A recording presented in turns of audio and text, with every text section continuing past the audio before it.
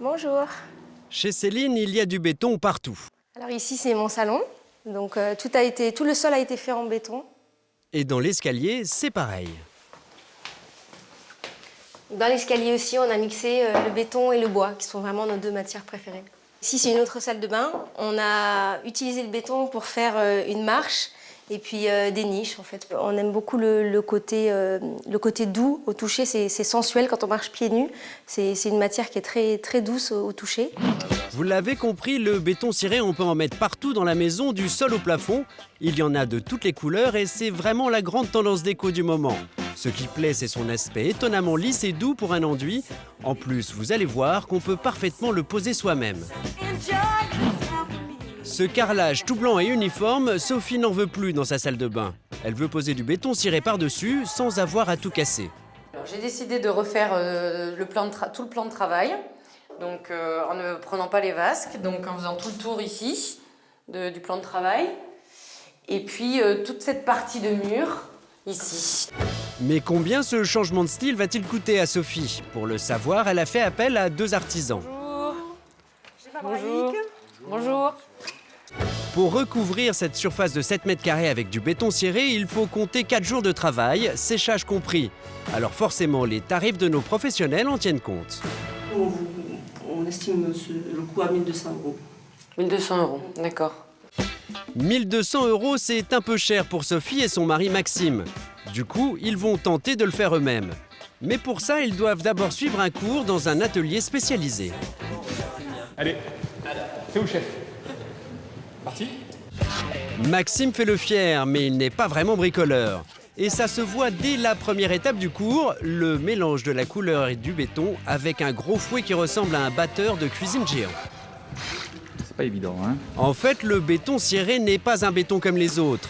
C'est un enduit de revêtement qui se pose en 2 couches. Comment s'y prendre? Écoutez les conseils de Delphine, la prof. Là, l'idée, c'est de faire la première couche qui va régler l'épaisseur. Donc, l'idée, c'est de mettre de manière uniforme assez de produit sur votre mur, quitte à ce qu'il y ait des défauts. Alors, je vais commencer par le bas. C'est plus simple. Et quand on vous dit que Maxime n'est pas un grand bricoleur... Alors, premier point, je pense que vous avez votre taloche à l'envers.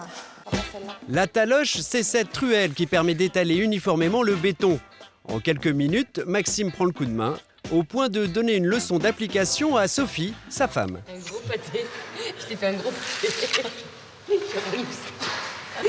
Tire le plus droit comme ça. D'accord.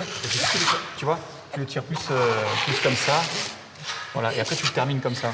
Deuxième étape, avant le séchage complet du béton, il faut le frotter délicatement avec une grosse éponge bien essorée. On va venir enlever tous les petits défauts qui ont été laissés au moment de l'application, de manière à retrouver un support à peu près uniforme.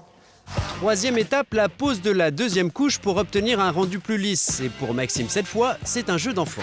Comme il y a déjà une couche en dessous qui a déjà été posée, on se rend compte que finalement ça s'étale plus facilement. Le lendemain, il faut encore poncer le béton ciré avec du papier de verre pour lisser la surface. Puis, une fois que le béton est parfaitement sec, passer une couche de vernis. Quelques jours après la réalisation du béton, en général 5 jours après, on peut commencer à appliquer les protections. Donc sur un mur décoratif, on va simplement mettre un bouche-port.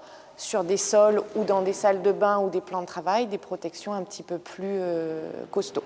En fait, pour les murs d'une salle d'eau, il faut appliquer des vernis hydrofuges complètement imperméables. Sophie et Maxime sont maintenant fin prêts pour se lancer chez eux. Mais avant, Sophie doit encore choisir la couleur de son béton ciré. Elle se décide rapidement pour une teinte plutôt classique. Donc je vais choisir cette couleur. Par contre, j'ai une surface d'à peu près 7 mètres carrés. Donc je souhaiterais savoir le coût. Mais très bien, on va voir combien ça vous fera. Donc au total, ça vous fera 522,90 €. Moins de 600 €, c'est carrément 2 fois moins cher que le devis des artisans. Dès le lendemain, Maxime met en pratique tout ce qu'il a appris pendant son cours.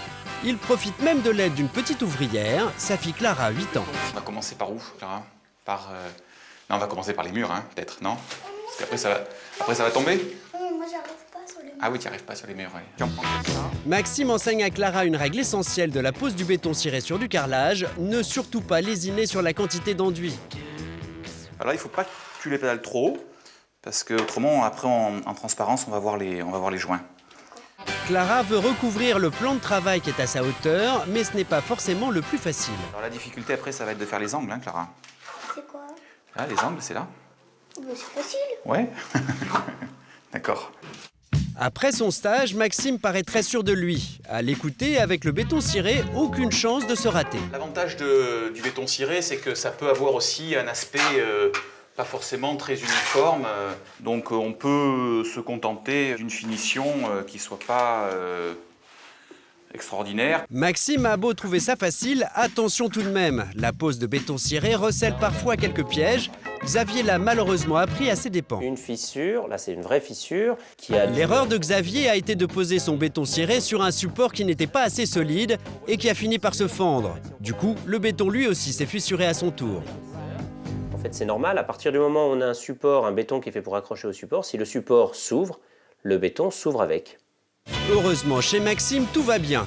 Après 5 heures de travail, temps de séchage compris, il pose la deuxième couche de béton ciré. Ouais, regarde, ça avance. C'est vrai qu'on m'avait dit que ce serait pas très compliqué à appliquer, mais bon, je pensais pas que quelqu'un qui avait pas du tout d'expérience en la matière puisse faire quelque chose qui a un rendu comme ça. Aussi parfait. Mais pour que la transformation soit complète, il faudra encore patienter 1 semaine pour poncer puis recouvrir le béton d'une couche de vernis. Ensuite, voilà à quoi ressemblera leur salle de bain entièrement relookée.